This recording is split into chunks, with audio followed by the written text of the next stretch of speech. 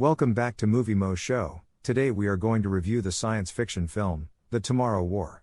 If you like our content, don't forget to like and subscribe. We post multiple times daily. Spoilers ahead.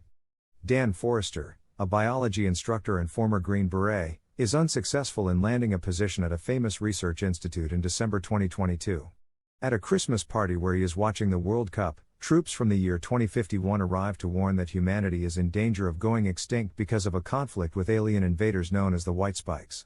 The majority of humanity will be wiped off by the White Spikes 3 years after they first appear in November 2048. A worldwide draft is instituted after members of the world's army are sent into the future via the JumpLink wormhole device, but fewer than 30% of them survive deployment to return in 7 days. There is little hope for humanity's survival after a year of the draft and an expanding anti-war movement. Dan reports to basic training together with other draftees after learning that he has been selected. Dan and fellow draftee Charlie come to the conclusion that those who were drafted had already passed away before the conflict even begins in order to avoid a paradox. Few of the draftees survive since they were dropped in the wrong place above the city. Instead, they are sent forward in time to a battlefield near Miami Beach. Colonel Forrester gives the draftees the order to save neighboring lab workers before the region is sterilized. The draftees find the lab staff dead but manage to salvage their research. When Dan radios leadership about the predicament, he learns that no assistance will be dispatched to rescue the stranded soldiers. With the exception of Dan, Charlie, and Dorian, a veteran soldier on his third mission to the future, most of the draftees are slain. In a military camp in the Dominican Republic, the survivors awaken. Colonel Forrester, who turns out to be his grown daughter Murray, requests that Dan report to him. She asks him to go with her on a mission to capture a female white spike because they are less common than the males that are usually seen. They capture the female and imprison her, only to have hordes of males surround them. Dan and Murray flee to a beach as the helicopter carrying the woman takes off and call for help. Murray explains that Dan abandons his family and perishes in a vehicle accident in 2030 because he is unhappy with his life as a result of losing his work. Transported to a fortified oil rig at Port Nelson, where the JumpLink is situated, are Dan, Murray, and the female white spike. Dan is developing a toxin with his daughter that will kill the captured woman.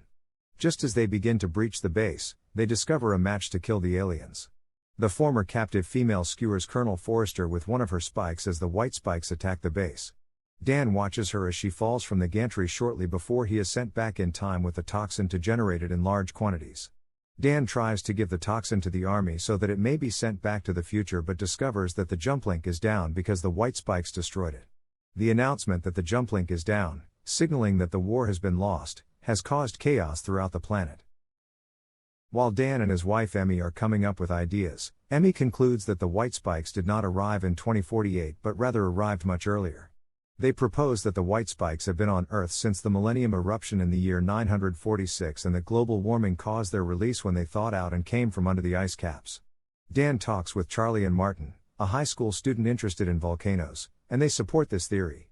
To support his theory, Dan organizes a trip to Russia with Charlie, Dorian, a few living future troops, and his estranged father James.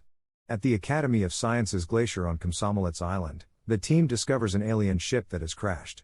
They discuss making the public aware of the issue, but ultimately opt to put an end to the threat right now. Once inside, they discover that the white spikes are bioengineered organisms rather than actual aliens who might have been used as cattle or a weapon to clear the planet. The squad injects the toxin into a number of the hibernating white spikes. This kills the injected but awakens the others, and the majority of the team perishes. Dorian, who has terminal disease and wants to pass away on his terms, stays behind to use C4 to blow up the ship, which results in the deaths of all save one white spike. Charlie and Dan are the only members of the crew left after Dan and his father capture the lone female who managed to flee. Dan invites James to meet his wife and daughter, happy that the war has been stopped and humanity has been saved, and determined to avoid the mistakes that Murray had forewarned him about in the future. Thank you for watching and don't forget to like and subscribe.